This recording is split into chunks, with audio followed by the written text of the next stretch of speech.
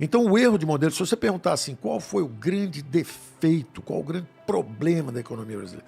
Por que um povo, um país que é risco, é o que o presidente fala, como é que pode um país que é tão rico em recursos, como é que esse país não acabou ainda com a miséria e com a pobreza? O modelo econômico é muito ruim. O modelo econômico é muito ruim há muitas décadas. Os últimos 2 governos militares já estavam lá perdendo um pouco o rumo.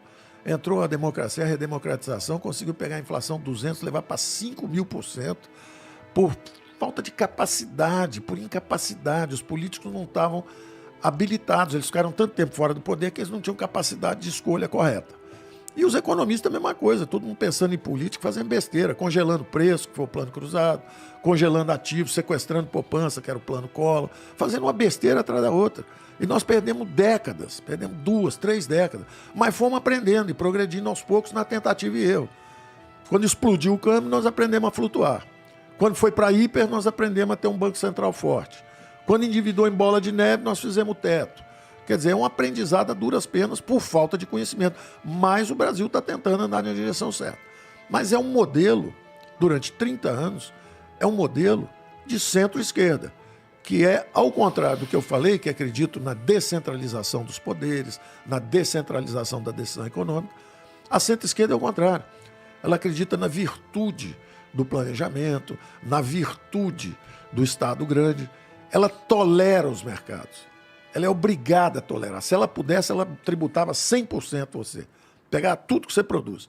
Mas ela é obrigada a te tolerar. Ela tributa só 40%, só 35%. Ela deixa você ficar com a metade do seu trabalho, a outra metade ela toma. E isso está em toda parte. Está nos produtos, quer dizer, agora nós baixamos o IPI, nós baixamos o ICMS, nós estamos baixando os impostos, nós estamos repassando para a população o recurso. Durante 40 anos os impostos só subiram. Então, o nosso governo está indo para o outro lado. Nós estamos indo para o caminho da prosperidade. Nós estamos indo em direção à economia de mercado, de consumo de massa. O Brasil era uma economia fechada. Nós estamos abrindo.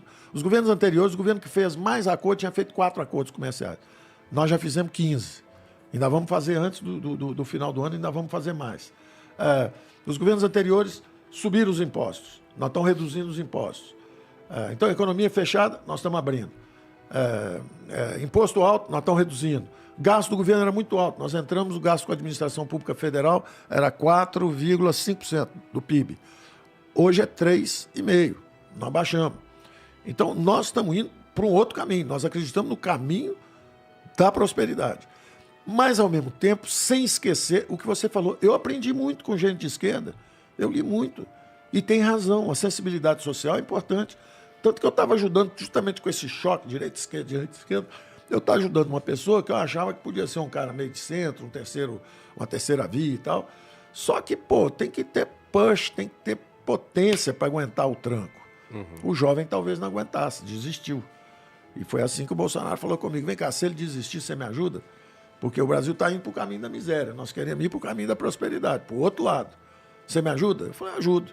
Era melhor se tivesse todo mundo junto, com essa visão de deixar essa brigalhada para trás e vamos fazer uma economia arrumada aí para frente. E vamos respeitar a liberdade um do outro. E tem que ter tolerância.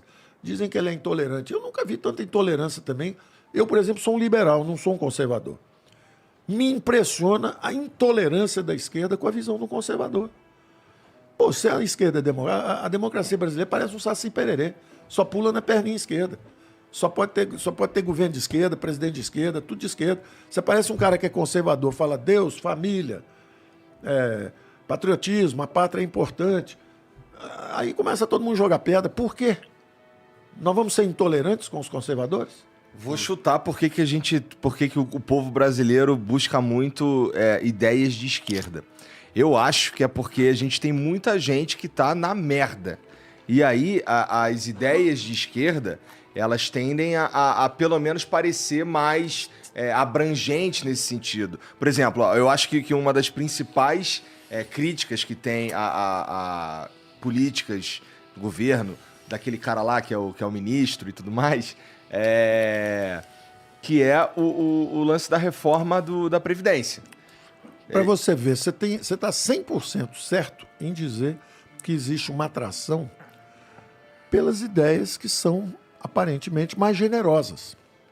É claro que a esquerda atrai, porque ela promete o céu. Só que o que ela entrega é o inferno. Ela entregou ditadura na China, ditadura na Rússia, ditadura em Cuba, ditadura na Venezuela. Ela entrega ditadura e miséria. Isso é o que ela entrega. O que ela promete é o céu e o paraíso. Agora, nós estamos acompanhando a história da civilização ocidental. A democracia começou com os gregos, limitada só aos cidadãos. Aí passou para Roma, limitada aos patrícios também. Mas aí entrou o direito romano. Depois passou lá para os ingleses, com direito consuetudinário. Depois houve uma revolução muito interessante, uma revolução dos Estados Unidos, 1776, e uma revolução na França. Os mais nobres ideais estavam na França. Liberdade, igualdade e fraternidade.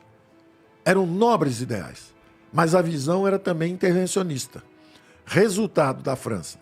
3, 4 anos depois de decapitar o rei, decapitaram, guilhotinaram o próprio Robespierre. Primeiro, o Robespierre guilhotinou os amigos todos, Danton, todo mundo que fez a revolução com ele, ele guilhotinou primeiro. Depois guilhotinaram o Robespierre também. E depois viraram as guerras napoleônicas. Os mais nobres ideais viraram uma tragédia no continente inteiro. Guerra, fome, frio. Foi o capeta. Os ideais eram nobres. Vamos libertar toda a civilização dos reis. Era um ideal nobre. Só que foi morte, morte, morte, sangue, morte, morte, morte. Enquanto isso, estava acontecendo uma revolução pacífica do outro lado do mundo. Eram os americanos. Na mesma época, mais ou menos, os americanos viram e falam o seguinte: não queremos receber esses impostos dos ingleses. Não vamos ser tributados sem representação. No taxation without representation. Nós não conseguimos votar lá no parlamento e eles ficam botando imposto sobre o chá, imposto sobre o tabaco. Revolução, vamos brigar com eles. Brigaram com eles. Na mesma hora, criaram uma Constituição muito simples, que basicamente dizia o seguinte: olha, nós temos liberdade de empreender, liberdade de escolher nossa religião, liberdade, nós queremos liberdade. Então, uma tinha os mais nobres ideais, franceses. Coincidiu com o fim da grandeza da França. A França, dali para frente, só começou a descer. Depois apanhou lá na guerra 1870, na guerra franco-prússia, apanhou para a Prússia. Depois chamou o mundo inteiro para salvar quando os nazistas invadiram. Quer dizer, daí para frente, a França começou enorme, culturalmente um gigante, espetacular, mas partiu na direção errada. Os americanos, ao contrário, viraram a maior potência do mundo. Tem um livro, Kenneth Maxwell, um brasilianista também, falando sobre os americanos. Na mesma época, nós aqui também sonhamos com a liberdade. Tiradentes. Então ele tem um livro chamado, é um brasilianista, tem um livro chamado O Livrinho de Tiradentes. Chama O Livro de Tiradentes.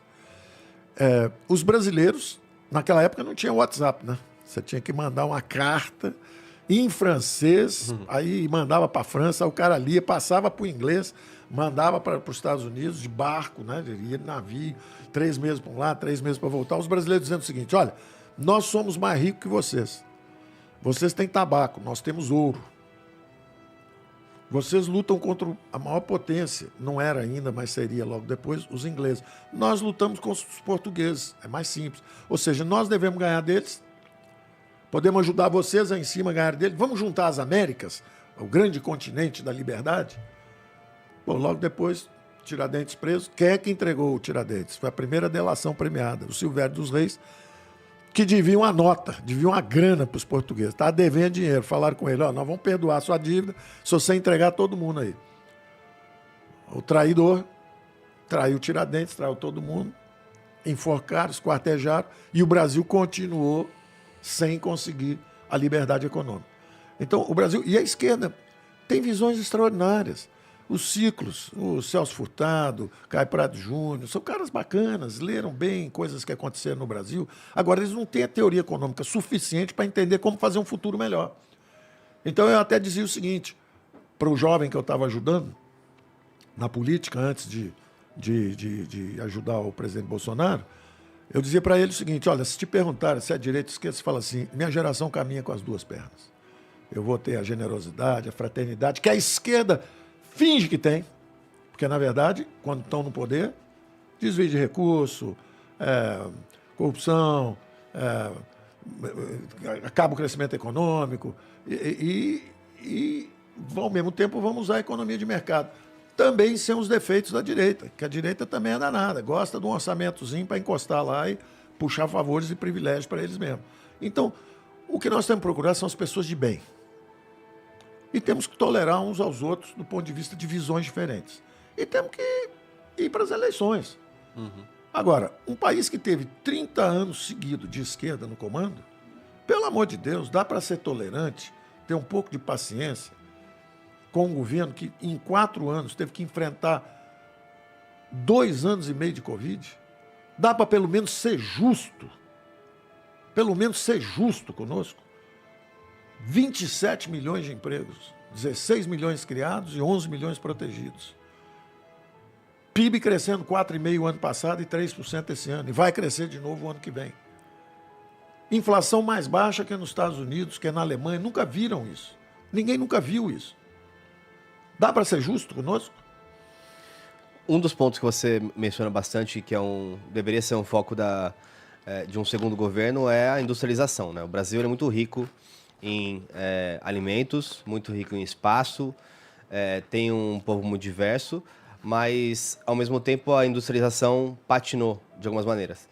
E, no conceito de Estado, o próprio Estados Unidos, ele investiu durante muito tempo, por exemplo, só para dar um exemplo, na NASA, para que pudesse hoje a iniciativa privada tomar conta desse mercado. Como foi no caso da internet também. Exato. Como que você vê, de novo, o equilíbrio entre o Estado fomentando a parte de educação, o eixo da educação e tecnologia, para que essa indústria possa crescer? Aonde que o Estado irá focar em trazer recursos e colocar um pouco mais de pressão? É claro que quanto mais eficiente, menos você estiver ligado justamente a fetiches do passado. Por exemplo, o Brasil fazia chapa de aço com prejuízo. CSN, Tubarão, opção negativa. Vendeu, privatizou, estão ótimas. Vendeu a Vale do Rio Doce, está ótima. Já cria 3 vezes mais emprego do que criava antes. Você não precisa do Estado. E ao contrário, como é que estavam as estatais quando nós chegamos? Prejuízo de 20 bilhões por ano. Estão dando um lucro de 180 agora. São 220 bilhões de reais por ano. Em 4 anos, isso é quase R$1 trilhão.